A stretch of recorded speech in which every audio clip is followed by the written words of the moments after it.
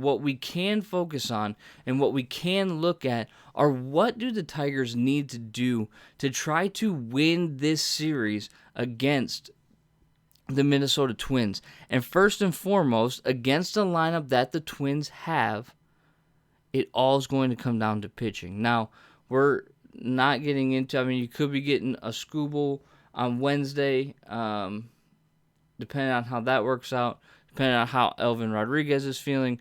Faedo, that's who I would tend to see lining up in that situation. If I count off the top of my head, Skubal pitched Thursday, so Friday, Saturday, Sunday, Monday, Tuesday. Maybe Skubal makes that start Tuesday evening after a bullpen day, or he gets pushed back to Wednesday, and then Faedo would be Thursday, would kind of be the way that it looks. But pitching is going to be the key. The Twins boast a very nice lineup. That's why they are first in the AL Central right now. Byron Buxton, Gio Urshela, all those names, right? Max Kepler, all those guys are proving why they're in first place, because they're hitting the ball. And our pitching staff is going to need to counteract that. Now, one thing that shocked me, and one thing that I think is going to be very important, is the bullpen. Can our bullpen hold a lead when we have it and outperform the Twins lineup and the Twins bullpen? Now, you may not know this, or you may be keenly aware of it, but the Tigers right now, as it stands after 46 games, boast the fourth best bullpen in Major League Baseball. I know.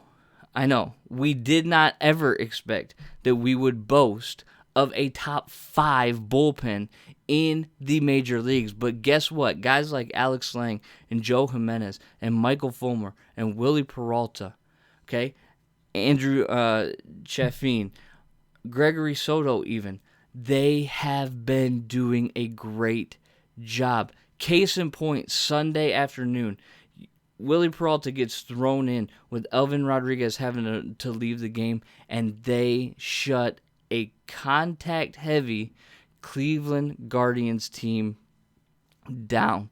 They did a great job, gave up 1 run in the 7th inning, understood, but they did a fantastic job, and it is something to behold when you get into that Tigers bullpen, and that is exciting because those starters come back, those bullpen pieces continue to perform, and for goodness sake, somebody hits a doggone ball once in a while.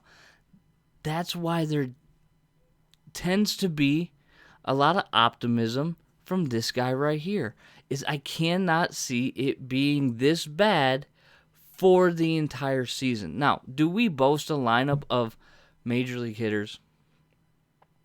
Yes, because they're there, but are they players that would play at any other team if they were let go? Some of them, right? A Javi would get picked up. A Meadows, a Grossman would get picked up. A Candelario would probably get picked up. Castro, if he keeps hitting, would get picked up. Torkelson, obviously, he's a young prospect. We're going to let him kind of figure it out. But some of these other guys, right? The Dazes, the Dax, or the Daz Cameron, the Derek Hills, those guys are kind of fledgling, right? Willie Castro, okay, kind of fledgling.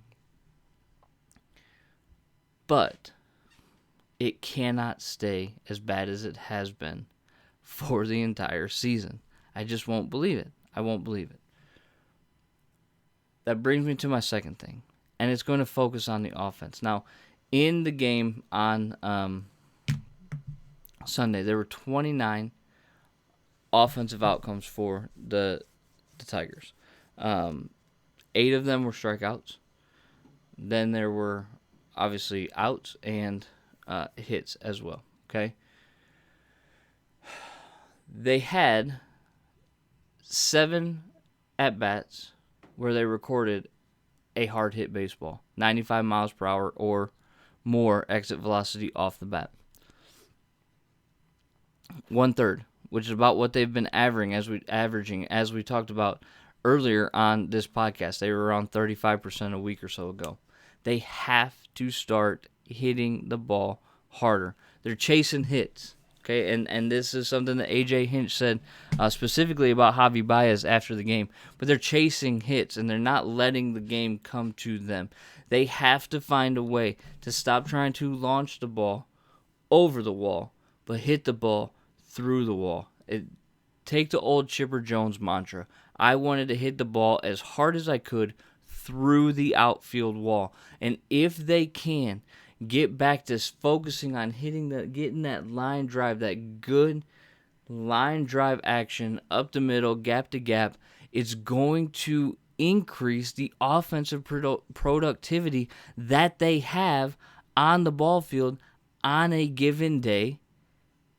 It just comes down to barreling the ball up, hitting the ball hard, and then seeing what happens, because it's a game of failure, and sometimes you're going to get unlucky. I understand all that, but popping the ball up and fouling out, especially, I mean, I'd have to go back and count, but I think Javi Baez maybe saw a grand total of like 12 pitches over 3 games. Too aggressive, too early, and swinging at bad pitches. We talked about it on the last show. It all comes down to approach, and right now, it's all mental. It's all mental. These guys got to take a deep breath, and they've got to relax. And the final thing that I'm going to say, if they want to beat the Twins, and I know that it's like the 3 phases of the game, and I get that it could be obvious, but the defense that was on display in the 8th inning on Sunday against the Guardians is the defense that needs to be on display consistently against Minnesota.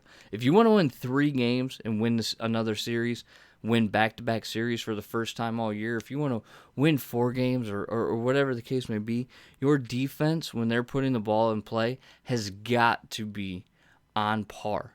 The other thing is, our pitchers have got to do a better job of holding runners on and getting that slide step delivery home so that the catchers have a chance to throw out base runners, because we're getting run on way too easily. Over this last weekend series, it was evident.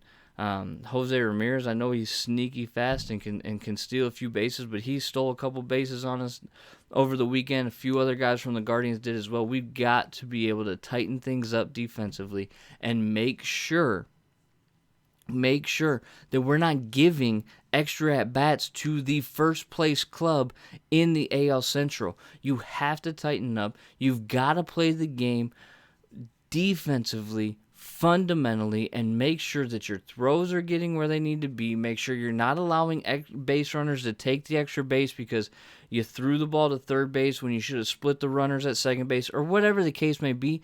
Just play fundamentally sound baseball and see how you match up against this first-place club that is coming to town for 5 games in 4 days, starting on Memorial Day.